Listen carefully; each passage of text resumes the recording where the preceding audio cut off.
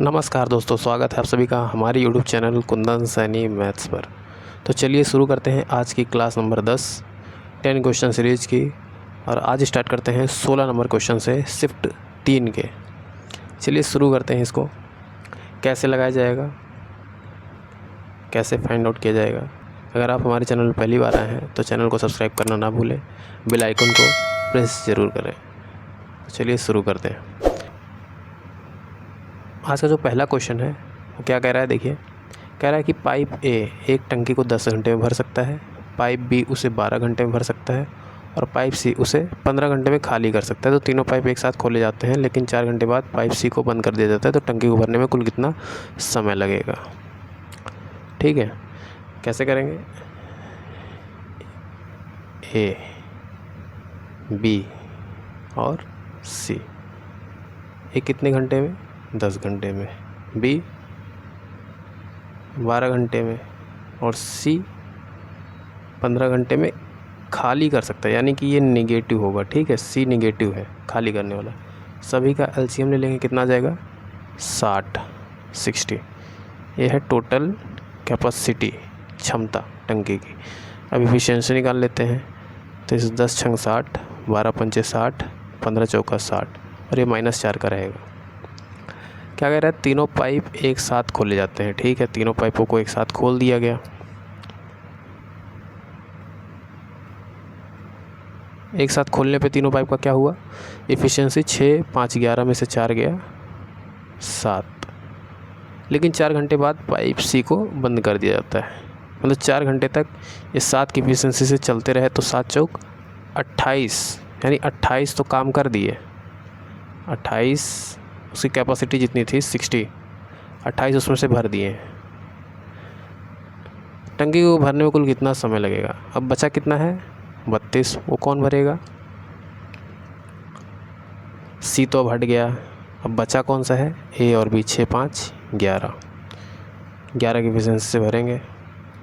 अभी 4 घंटे हुए हैं, अब बाकी यहाँ पे लगेंगे कुछ। तो 11 दूनी 22, 10 और 11, 2 घंटे 10 सही 11 मिनट। तो 4 घंटे में इतना और ऐड कर देंगे तो 2 सही 10/11 कितना हो जाएगा, 6 घंटे 10/11। ठीक, और यही हमारा राइट आंसर हो जाएगा आज का। चलिए नेक्स्ट क्वेश्चन की तरफ बढ़ते हैं। अगला क्वेश्चन क्या कह रहा है, देखते हैं।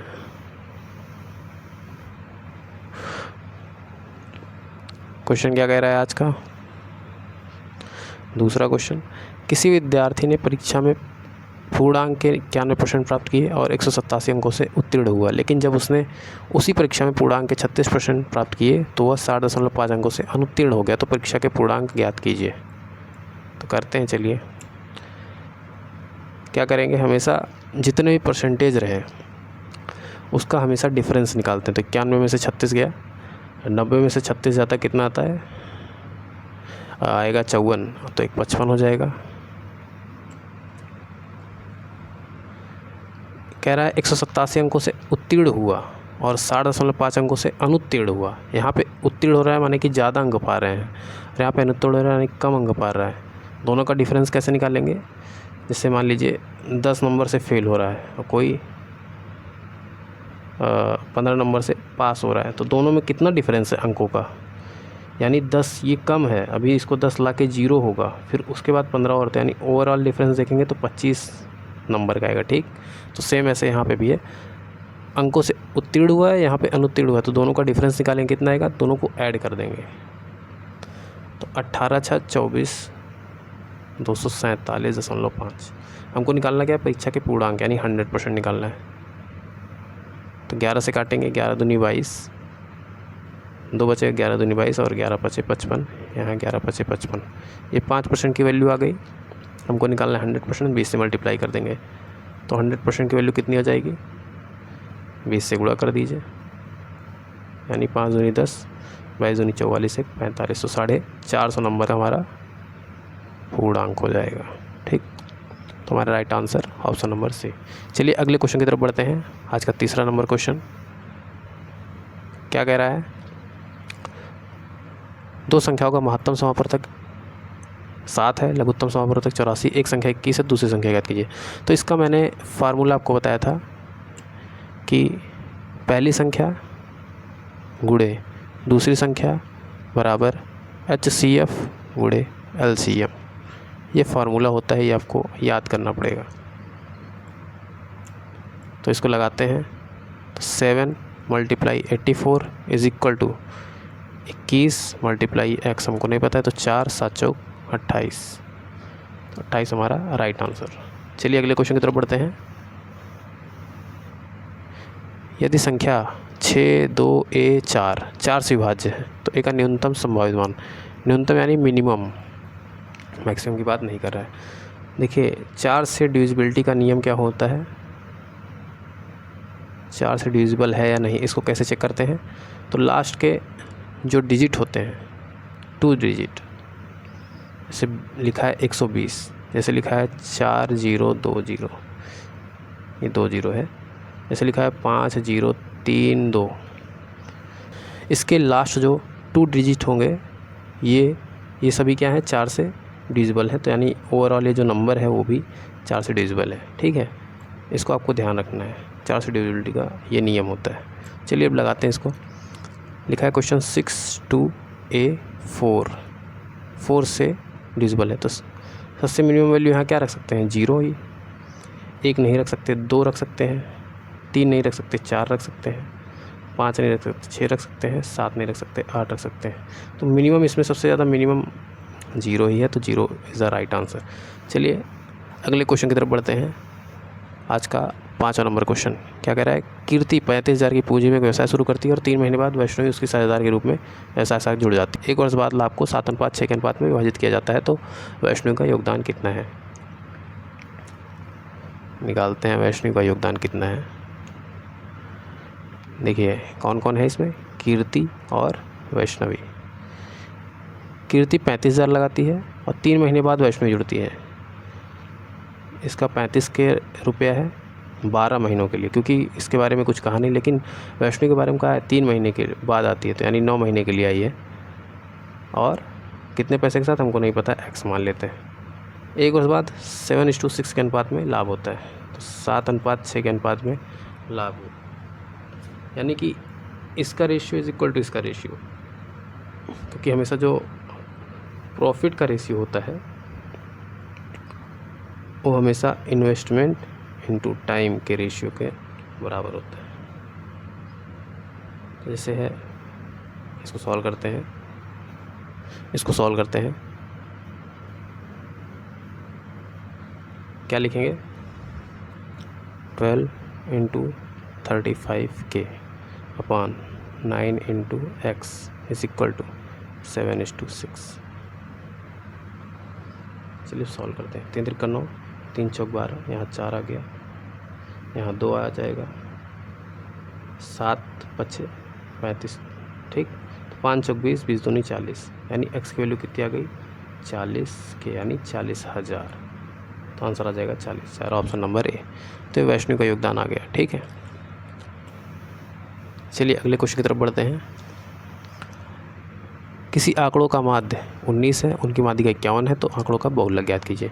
इसका फार्मूला आपको पता होना चाहिए, क्या होता है, mode is equal to 3 median minus 2 mean, ये फार्मूला होता है।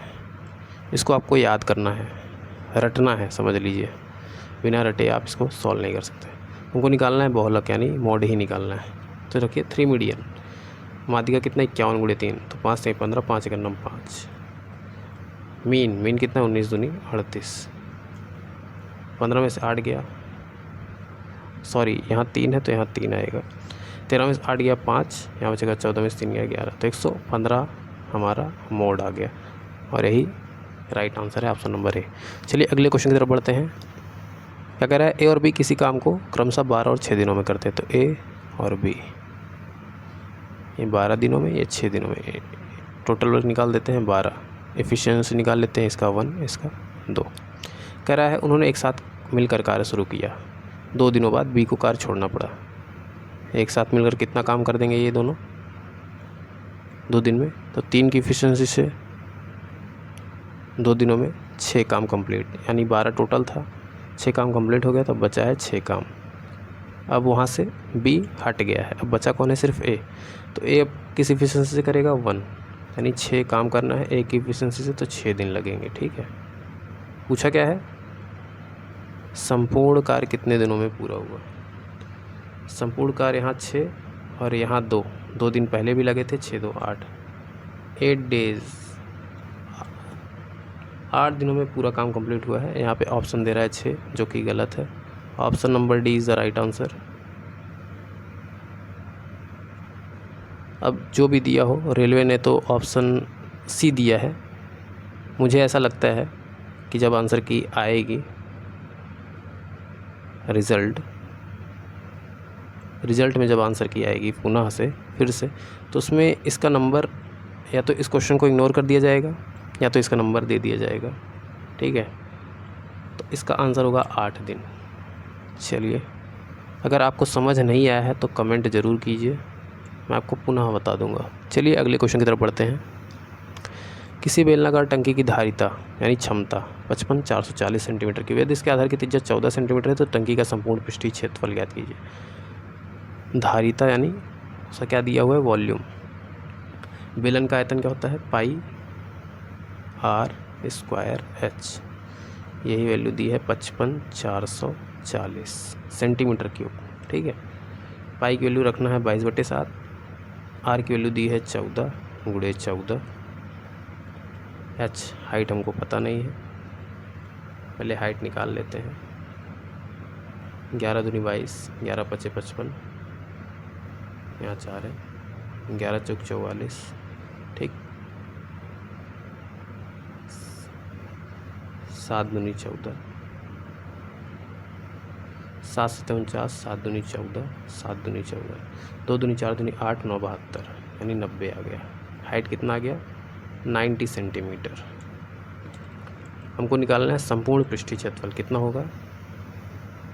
देखिए बेलन होता है ऐसे ऐसे ऐसे और ऐसे, तो ये जो कर्व सरफेस एरिया होती है वो होती है 2πr/h प्लस ये ऊपर की एरिया और नीचे की एरिया कितना हो जाएगा, πr² 2πr², और यही होता है पूरा यानी संपूर्ण पृष्ठीय क्षेत्रफल, यानी 2πr ब्रैकेट में h + r। इसी में वैल्यू रख देते हैं। 2π की वैल्यू 22/7, r की वैल्यू कितनी है, r कितना है 14 है, h है 90, 14 h + r 90, 14 104, 7 दूनी 14, 2 दूनी 4 दूनी 8, 8 चौक 32, 8 × 9 8 × 11 कितना आ जाएगा, 2 2 3 5, 8 3 11 से लगा 1, 9152,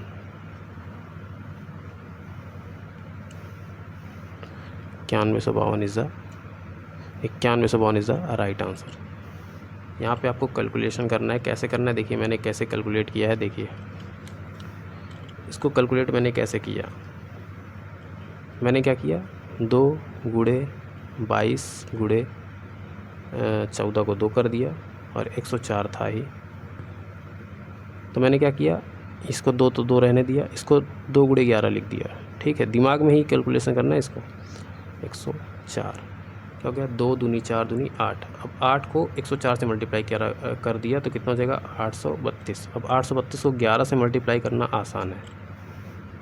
उससे पहले 2, फिर इन दोनों को जोड़ के 5, फिर इन दोनों को जोड़ के 11, हासिल 1 है, तो 8 में 8 लिखेंगे डायरेक्ट, तो उसमें 1 जोड़ देंगे तो कितना हो जाएगा, 9152, और यही हमारा आंसर है। चलिए अगले क्वेश्चन की तरफ बढ़ते हैं। आज का 9वां क्वेश्चन, एक ट्रेन 72 किलोमीटर प्रति घंटे की चाल से चलते हुए उसी दिशा में 36 किलोमीटर चाल से चल रही 180 मीटर लंबी एक अन्य ट्रेन को 27 सेकंड में पार कर लेती है, तो तेज चाल से चलने वाली ट्रेन की लंबाई याद करनी है।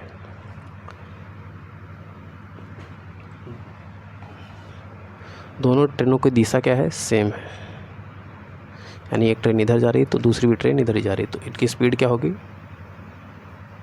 घट जाएगी, रिलेटिव स्पीड घट जाएगी। तो 72 में से 36 पहले माइनस कर देते हैं, कितना आ जाएगा, 36 किलोमीटर पर आवर। इसको मीटर पर सेकंड में चेंज कर लेंगे तो कितना हो जाएगा, 18 दूनी 36 है तो 5 दूनी 10 हो जाएगा। ठीक, 180 मीटर लंबी एक अन्य ट्रेन को 27 सेकंड में पार करती है। देखिए समय बराबर क्या होता है,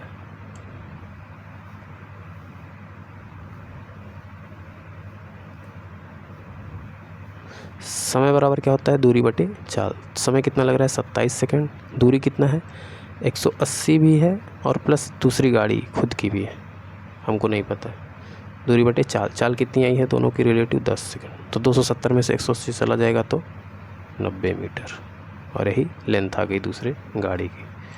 चलिए अगले क्वेश्चन की तरफ बढ़ते हैं। आज का अंतिम क्वेश्चन, एक ग्राहक 50,000 के अंकित मूल्य वाला लैपटॉप खरीदता है, स्टोर लैपटॉप पर 10% की छूट देता है। इसके अलावा एक फेस्टिव ऑफर के अंतर्गत पहले से ही छूट प्राप्त मूल्य पर अतिरिक्त 12% की छूट दी जाती है। तो यदि ग्राहक क्रेडिट कार्ड से भुगतान करता है तो उसे अंतिम मूल्य पर 5% का अतिरिक्त कैशबैक प्राप्त होता है। तो यदि ग्राहक द्वारा प्रभावी रूप से भुगतान की गई राशि कितनी होगी। ठीक है, तो ओवरऑल हमको ये 10%, ये 12%, ये 5% का सब छूट ही है, तो इसको रेशियो में निकालना ज़्यादा आसान होगा। 10% क्या होता है 1/10, यानी 10 से 9। 10% का मतलब होता है 1/10, यानी 10 तो 1 कम हो जाएगा, 10 से 9। 12% कितना होगा 3/25, तो 25 पहले था, अभी 3 घट जाएगा, तो यानी अब 22 का दे रहा है। 5% का मतलब 1/20, 20 में से 1 चला जाएगा तो 19।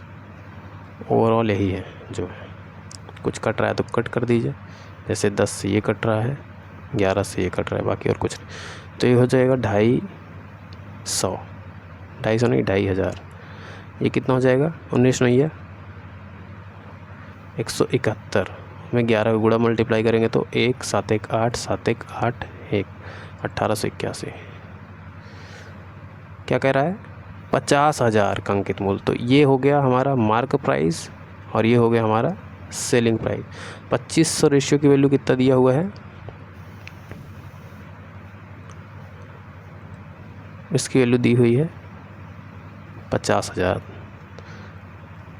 एक रेशियो की वैल्यू कितनी आ गई 20, तो 20 से मल्टीप्लाई इसमें कर देंगे तो 2 8 दूनी 16 17 3 और यहाँ 37,620 रुपये। तो 37,620 इज़ द राइट आंसर। चलिए आज का पूरा 10 क्वेश्चन का कंप्लीट होता है सीरीज। तो अगर आप हमारे चैनल पे पहली बार आए हैं तो चैनल को